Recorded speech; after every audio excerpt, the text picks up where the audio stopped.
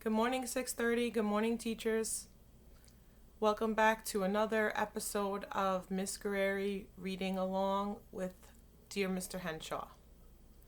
Yesterday, you read by yourself pages 50 to 55. Today, I'm going to reread those pages, and we're going to add 5 more pages on, and we're going to see what Lee Botts is facing in this part of the book. So we're starting with page 50.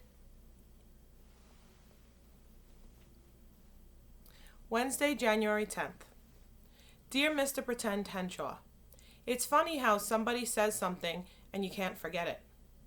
I keep thinking about Mr. Friedley saying I need a burglar alarm on my lunch bag.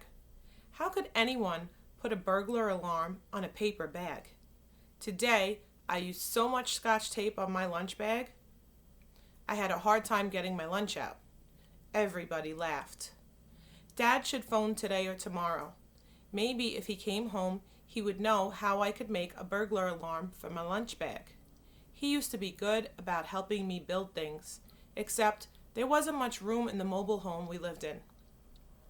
And you had to be careful where you pounded because a piece of plastic might break off or something.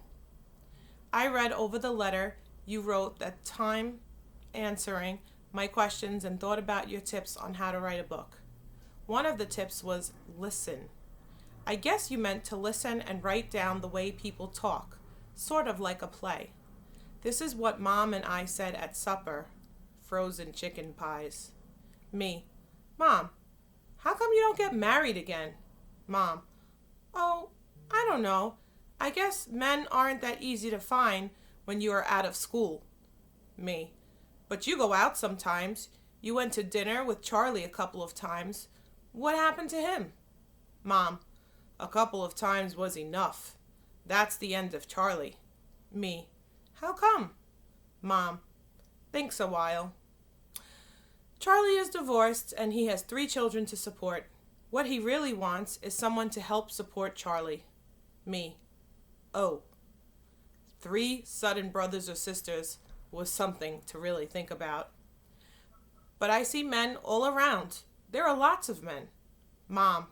But not the marrying kind, sort of laughs. I guess I'm really afraid I might find another man who's in love with a truck. Me. I think about this and don't answer.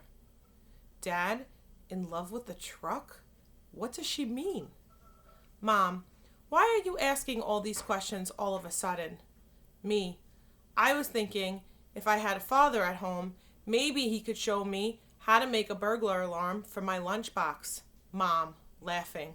There must be an easier way than my getting married again. End of conversation.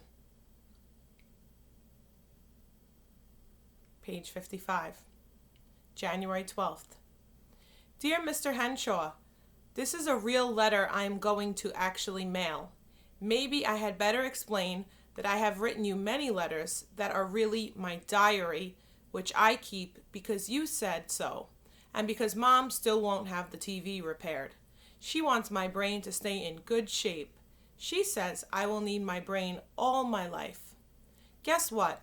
Today, the school librarian stopped me in the hall and said she had something for me. She told me to come to the library. Then she handed me your new book and said I could be the first one to read it. I must have looked surprised. She said she knew how much I love your books since I check them out so often. Now I know Mr. Friedley isn't the only one who notices me. I am on page 14 of Beggar Bears. It is a good book. I just wanted you to know that I am the first person around here to get it. Your number 1 fan, Lee Botts. Page 656. January 15th. Dear Mr. Henshaw, I finished Beggar Bears in 2 nights. It is a really good book. At first I was surprised because it wasn't funny like your other books. But then I got to thinking. You said authors should think. And decided a book doesn't have to be funny to be good, although it often helps. This book did not need to be funny. In the first chapter, I thought it was going to be funny. I guess I expected it because of your other books and because the mother bear was teaching her twin cubs to beg from tourists in Yellowstone Park. Then, when the mother died because a stupid tourist fed her a cupcake in a plastic bag, and she ate the bag too, I knew this was going to be a sad book. Winter was coming on, tourists were leaving the park, and little bears didn't know how to find food for themselves. When they hibernated and they woke up in the middle of the winter because they had eaten all the wrong things and they hadn't stored up enough fat, I almost cried. I sure was relieved when the nice ranger and his boy found the young bears and fed them, and the next summer taught them to hunt for the right things to eat. I wonder what happens to the fathers of bears. Do they just go away? Sometimes I lie awake listening to the gas station pinging, and I worry because something might happen to Mom. She is so little compared to most moms, and she works so hard. I don't think Dad is that much interested in me. He didn't phone when he said he would. I hope your book wins 1,000,000 awards. Sincerely, Lee Botts.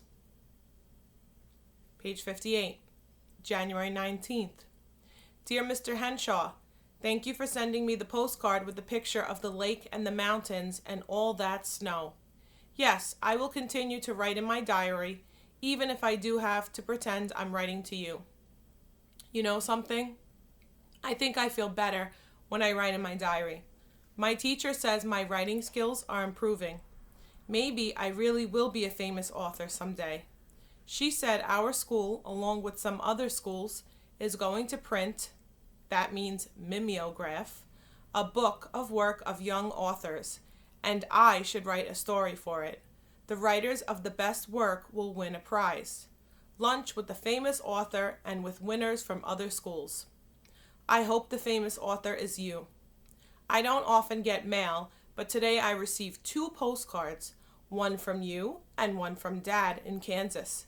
His card showed a picture of a grain elevator. He said he would phone me sometime next week. I wish someday he would have to drive a load of something to Wyoming and would take me along so I could get to meet you. That's all for now. I'm going to try to think up a story. Don't worry, I won't send it to you to read. I know you are busy and I don't want to be a nuisance. Your good friend, Lee Botts the First. Okay, so I'm going to stop there on page 60, and we're going to discuss quickly the questions that I assigned yesterday.